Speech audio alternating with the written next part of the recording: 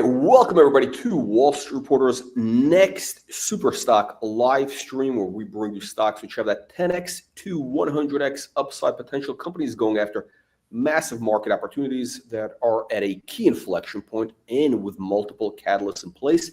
And today we are back with Snow Lake Energy, which is a pure play on the uranium energy boom, which is critical for AI, EVs, crypto, really our whole technological age. Nuclear energy is going to become a major issue.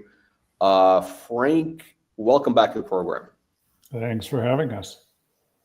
Frank, we're going to talk about today, I think the topic is going to be your major project, the uranium project in Namibia, the district scale project. We're going to pop that up on the screen in just a moment. But you want to talk about, I think we should first mention there was some recent news where you picked up, I guess a small piece of a rare earths project, which is in Quebec.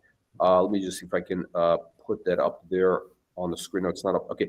You want to tell us about that yesterday's news? Yes, that was a strategic opportunity to acquire an interest in a company, Commerce Resources, that has ownership of a very large, high-grade rare earths project in northern Quebec. They're in the process of doing a merger with an Australian company to combine their assets and pursue the development of that REE project. Obviously, rare earths are one of the critical minerals. Certainly with global political tensions these days, everyone is focused on supply chains, particularly critical metals.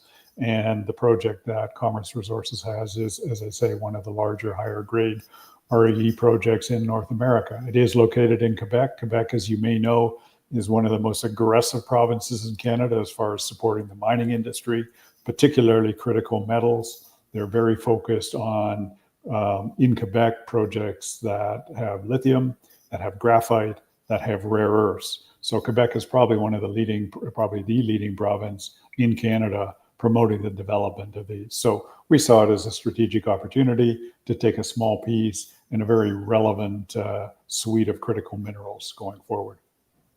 Excellent. So, I think what's interesting is obviously, Snow Lake is a pure play on, right now, uranium. You do have kind of the legacy, lithium assets. Correct. Still the company.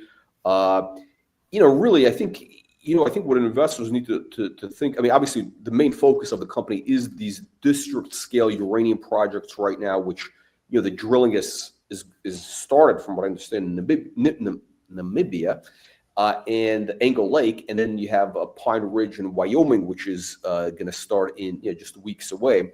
But I think the big picture, I'm looking at it as an investor, the big picture to me is this company really is, for investors, it's a pure play on kind of the technology boom, because everything you're involved with, all these minerals, they are critical for powering the technology boom. Whether you're talking about the rare earths, whether you talk about uranium, whether you talk about lithium, at some point we're going to bring back.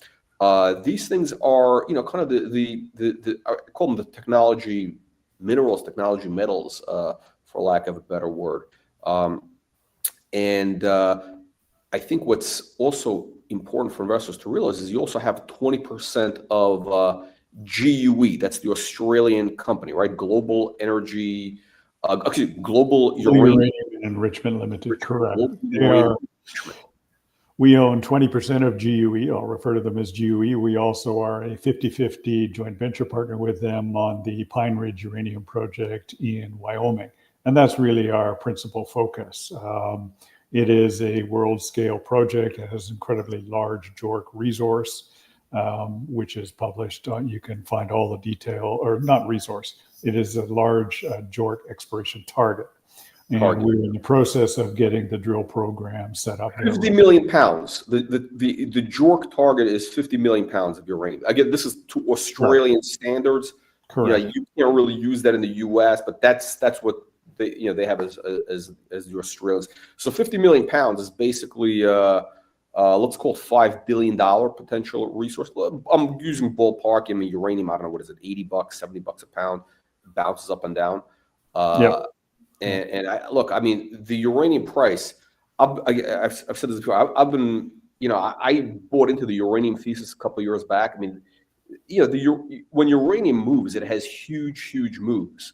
The last time we saw these huge moves, I think was, when is it, early 2000s. And, these things are very cyclical. And in my opinion, I think we could see, I've said this famously, $308 on uranium. That's going to be the next target. We'll take that. We'll take that. U308. But what's interesting, I think, is, again, so when you own Snow Lake, when you own LITM, you're also getting essentially 20% of GUE, which is that they have, I think their goal is to develop a 100 million pound resource in North America. They have some huge projects. It was in Colorado. What is it? The Tallahassee project in Colorado, correct. They've just announced a very positive scoping study on that. Again, it has a JORC resource of 50 million pounds on that. Yeah, so they have a huge, and they have this uranium enrichment technology, which we're going to talk about at some point, which is, correct. I think it's Ubrayon uranium enrichment technology, which is like a next generation thing. And look, I think this uranium, what's interesting about uranium, and again, I'm looking at it as an investor because I own a bunch of uranium stocks, which I got into, I don't know, 7 years ago, including, Cameco. I call it Cameco, but apparently it's called Cameco. I always call it Cameco. But, so the thesis back then was, okay, there's a huge shortage of uranium. There's a demand for energy. And that story has gotten bigger and bigger. And there is just no way to power the needs for AI, EVs, all the stuff that we're talking about without nuclear. There's just no way. I mean, like you got the blackout in Spain. That's that's your case study. That's the case study. They had nuclear. They switched to clean solar, energy, wind, whatever it is. And they had a blackout for 2 days, and they haven't even gotten started with EVs. They haven't gotten started with AI and all that stuff. So the uranium theme is just, at some point, it's just going to go nuclear, and no pun intended. At some, so this is, we're still early stage, and the company, Snow Lake is going to be in a great position. In other words, you have a lot of torque. I would say you have a lot of torque to the uranium price. Correct. The uranium story. So because you have the district scale projects, and you get the position in GUE, which is, again, pure play in uranium. So, okay, Frank, the audience, they came to hear from you, not from me. So let's talk about. Well, let's talk about Pine Ridge, which is Wyoming. That's where we have the 50-50 joint venture with GUE. It is a district scale project. It is located in the Powder River Basin, which is the epicenter of uranium production in the U.S. And from our perspective, the best place to be over the next couple of years with the newest U.S. administration is having a footprint in the U.S. in uranium, given all the policies of the administration.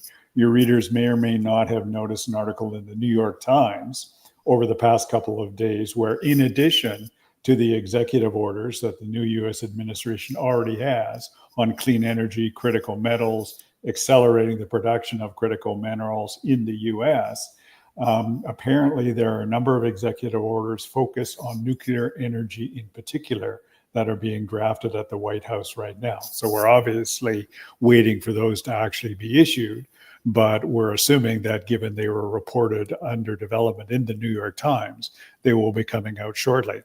And again, as you indicated earlier, we view nuclear as a solution to the increasing global demand for electricity, be it iPhones, be it AI, be it data centers, be it EVs, be it basic electricity for Spain and Portugal.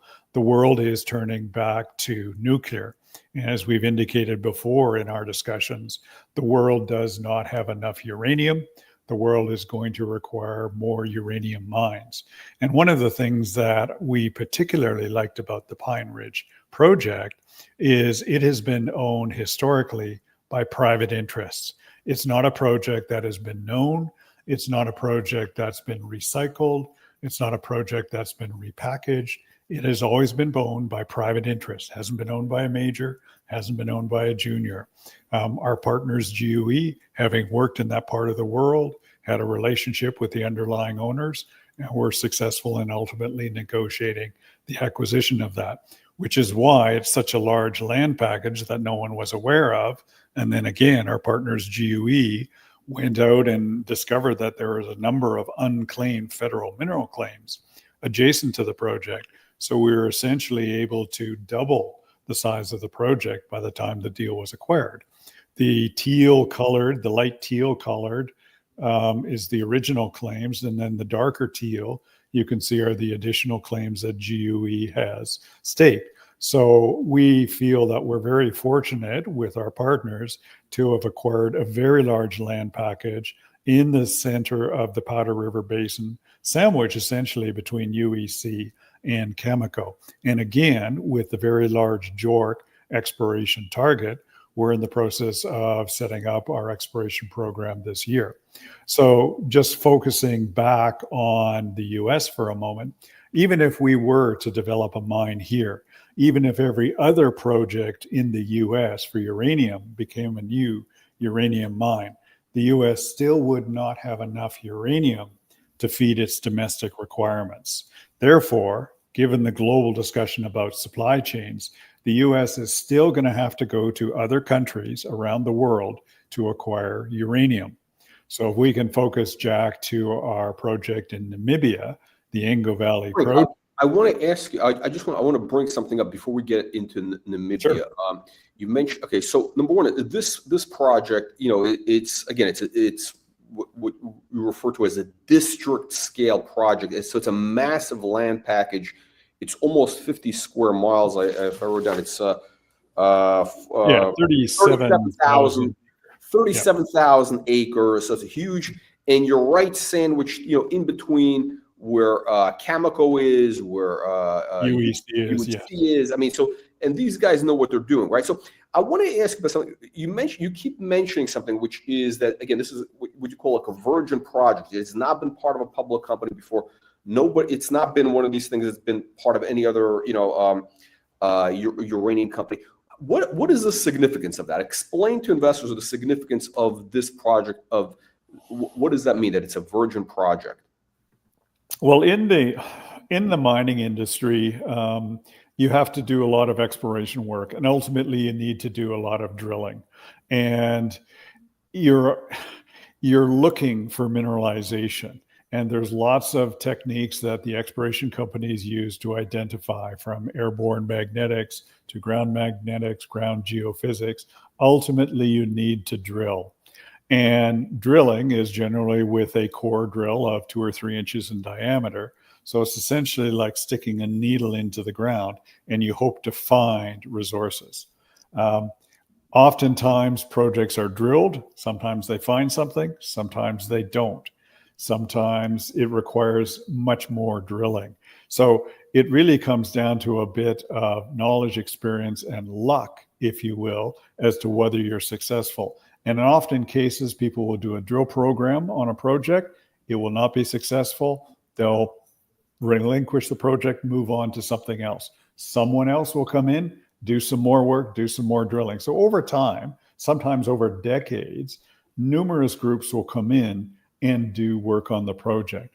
Ultimately, if there is a resource there, someone will be successful and or lucky and hit the drill hole that indicates that there is the resource there. Then there'll be an increased amount of work. So really what I'm trying to say is sometimes projects are worked on over decades, recycled, repackaged, under different public companies in some cases. Whereas Pine Ridge has been owned by private landowners. So it hasn't been recycled. They have done a lot of work on it. They have identified a lot of mineralization there. It still requires a lot more work from us in GUE, but it hasn't been through 6 or 7 hands like a number of projects out there. Right. So in other words, I think probably from the investor perspective, that means that, let's say you get some positive results, some positive drilling results. There's a lot more blue sky potential because, again, it's something fresh to the market. Exactly. It's not a project that's been through 10 companies with 10 exploration programs, all with minor success, but no one has hit the ultimate glory hole, if you will, to identify a deposit there. So it has not been sort of old news, if you will. This is Right, brand right. new. No, it's an important nuance. I think it's an important nuance for people who are like really like real hardcore mining investors. They appreciate that nuance, that this is kind of like fresh to the market, so to speak. Let's get to let's talk about Namibia. I think because that we've been talking about the Pine Ridge. I think it's important for investors to know what is happening with your Namibia project, which, from what I understand, the drilling is going on as we speak, correct? Correct. Yeah, if you just want to pull up that slide and leave it up, but just continuing my sort of segue on the US, even if we were successful at building a mine at Pine Ridge and everyone else in the US was able to build a uranium mine, it still would not provide enough uranium for US domestic needs. So the US, irrespective of current global tensions, is going to need to acquire uranium from other countries. Is it going to acquire it from Russia? Is it going to acquire it from China, from Kazakhstan? Namibia, a lot of people say, why are you in Namibia? Namibia is actually the third largest producer of uranium in the world, behind only Canada and Kazakhstan. Namibia has 3 existing uranium mines. Our Ingo Valley project is up on the Skeleton Coast in the northwest corner of Namibia. It is a massive project in the sense that it runs up the Ingo Valley, which is about 27 kilometers long. This project was originally discovered back in the 1970s by Glencore, which is a large gold mining company out of South Africa. They did some work in the 1970s, discovered uranium mineralization, did a resource estimate, which again isn't up to current mining codes. But if you look on the Ministry of Mines website for Namibia, they talk about the Ingo Valley project and they talk about the historic reserve calculation that Glencore did back in the 1970s. So the good news is we know there's uranium there. The challenge for us, like any other mining company, is to go in and prove up the extent and quality of that mineralization. So shifting to the Ingo Valley, what we did last year is we collected all the historical data. We went out and located all the historical drill collars from the work that Glencore did back in the 1970s. And then what we did is what's called a radon cup survey over the entire 27-kilometer valley. And what this did was confirm the existence of the uranium mineralization. And then following on that, we did a first round of drilling, which is about 1,500 meters, relatively small program in 20 holes, essentially to confirm the existence of the mineralization from the original Glencore work in the 70s and the radon cup survey. That was a very positive result. Did confirm all of the work that Glencore did in the 70s, confirmed all the lithologies. So this year, as we speak, and you'll see a photograph of the drill rig, we started drilling late April. I believe it was late April, early May. We have drills on site for a second phase drill program. This time, it's a much larger program. We're looking about 7,500 meters. It's a combination of what we call reverse circulation and diamond drilling. And we're focusing primarily on the 2 principal targets, which we call MUO, main uranium occurrence, and the D1 targets. These were the original targets that Glencore identified and discovered back in the 1970s, which we confirmed through the 2 programs in 2024. And those are where we're going to be drilling.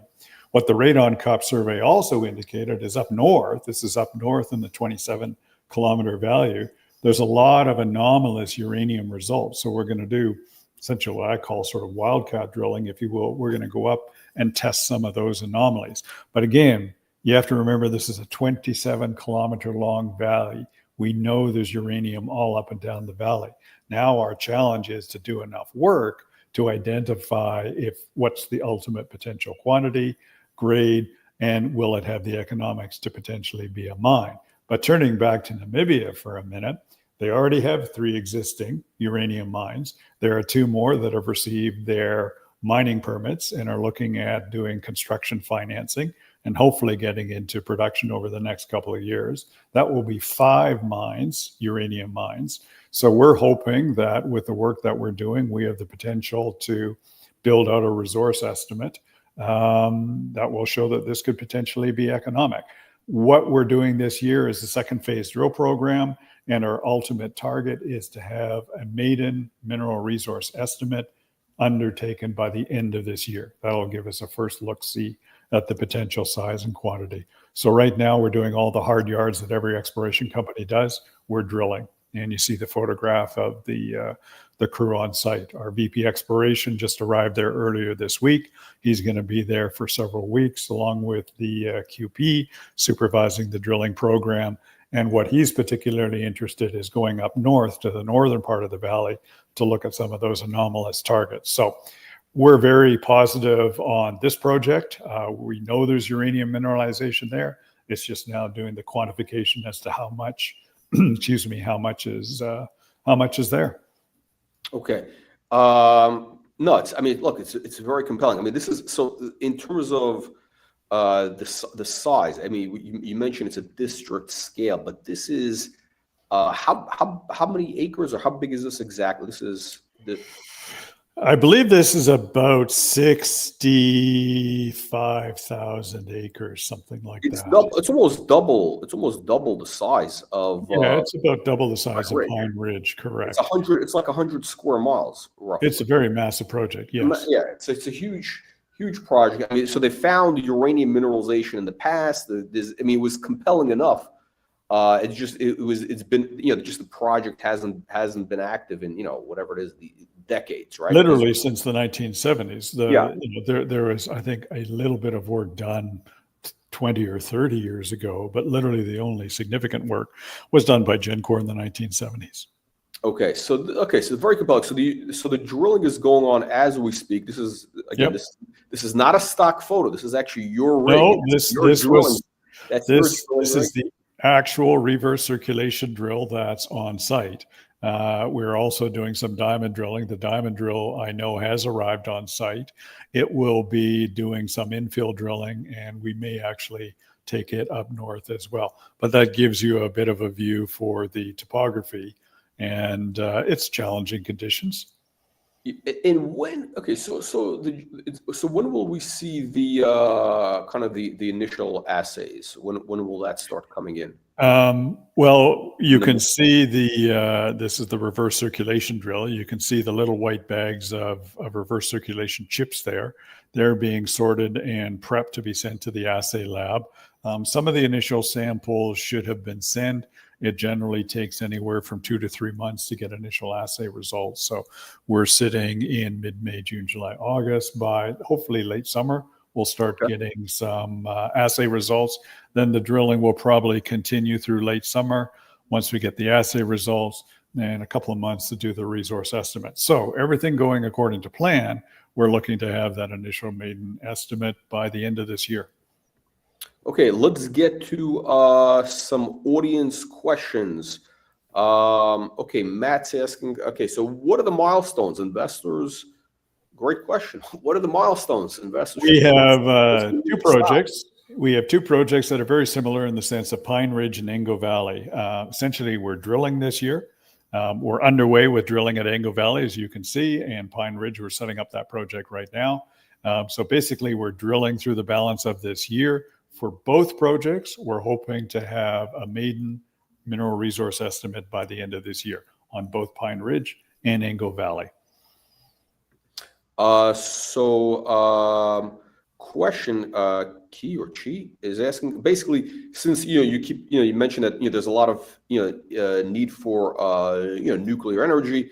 He's asking, will the government provide any kind of subsidies, if you will, to Snow Lake? Is there any programs? Do you think the Trump administration is going to have any kind of subsidy or something, assistance for strategic minerals, whether it's rare earths, whether it's uranium?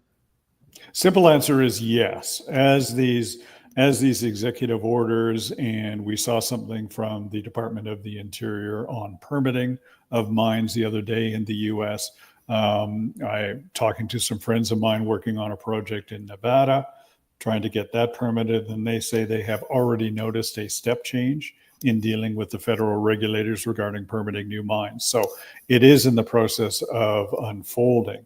To answer the subscriber's question, simple answer is yes. There are a number of programs throughout the various departments of the US government. They existed under the prior administration. They're being expanded and slightly more focused on critical minerals under the current administration. And yes, those discussions are underway. Every company who has critical minerals, particularly in the US or North America, is in discussions with the US government right now. So those programs are developing as we speak. Yeah. And I think, look, I think, the Trump administration really is a game changer for, mining in the US because, up until now, even if you found something great, you were never going to get any permits because, you had all the environmental regulation. It was basically impossible. Right. It was really impossible, right? And now, essentially now, so I think all of a sudden now you actually have a reality, you have a real possibility. These things all of a sudden are, economically feasible. They're viable. There could be a real valuation put on it. Before, it would have been like just, a pipe dream. It would have been, just theoretical because, it would be many, many decades. Sure. But now at this point, things can, if you have something that's feasible, I think the new administration is going to be, very aggressive in bringing things to production for, multiple reasons, especially, things like uranium. Exactly. And uranium the new administration has specifically designated uranium as a critical metal. And if you're looking for, if you will, a soundbite to sort of sum up exactly what the new administration is doing, if you look at their executive order, and it basically says, accelerating the U.S. domestic production of critical minerals. That's the policy. They want to accelerate production of critical minerals in the U.S. Now, that's the executive order. That's the policy from the administration. That has to work its way down through the various Department of Energy, Department of Defense, Department. But they move quick. I mean, this is like a whole new regime. They move very fast. This is call it a game changer, call it a step change. The policy directive has been given. Elon Musk. Now it's a matter of working its way down through the government to actually bring about accelerating the production of those minerals. So the simple answer is yes, the details are being worked out literally as we speak. The new administration, you have to remember, has only been in office for a little more than 90 days, but the policy directive is very clear. Now it's a matter of how does it get implemented. So yes, we're very, very encouraged, and particularly with this New York Times article, that there's even more focus coming on nuclear energy. And I think, as I keep mentioning, Jack, the world doesn't have enough uranium mines. The world is going to require more uranium mines, not only in the US, but outside the US, in order to supply just the US domestic requirements for uranium, let alone if Spain and Portugal to start building nuclear reactors, they're going to be looking for uranium as well. But, all the tech companies, the major big tech, as you call it, you get Google, Facebook, everybody, Musk, they're all pushing for nuclear energy with these, like, I guess, these small reactors, because, they realize that without nuclear, they're not going to have the power for their data centers, for these massive data centers that they need. I mean, there's just, they can't get the electricity. Forget about the price. They just can't get it. There's just no capacity unless they bring on nuclear. So, and these guys are, they have obviously, there's, the big tech has a lot of influence in Washington. I mean, because they have all the money. I mean, you're talking about companies like Google and Facebook or Meta, whatever it's called. And again, you have the government now is very pragmatic. It's very, pro, economic growth. So there's a lot of, I think a lot of bullish tailwinds. Okay, Frank, with that said, so Namibia, we're going to be looking forward to some news flow there. Again, it seems like, look, the company is moving. You have multiple it seems like I think what's important for investors to realize is that with Snow Lake, it seems like there's a real focus on creating shareholder value in multiple growth initiatives. And for example, you start off with lithium. The lithium, that market kind of faded out, and very opportunistically you got into uranium, which is the place to be now. So the company, it seems like with the recent news of rare earths, the company's focus is on maximizing shareholder value. And again, you have 20 million in capital right now in the bank, so that's more than enough for your current drilling program. There's a lot of it seems like there's a lot of blue sky potential with what Snow Lake could be doing in the next couple of months. Yeah, I think the whole, as I would call, nuclear renaissance, the focus of the new U.S. administration, the two projects we have in Wyoming and Namibia, focused in uranium in particular, given the advent of tech and big tech, rather, AI, data centers.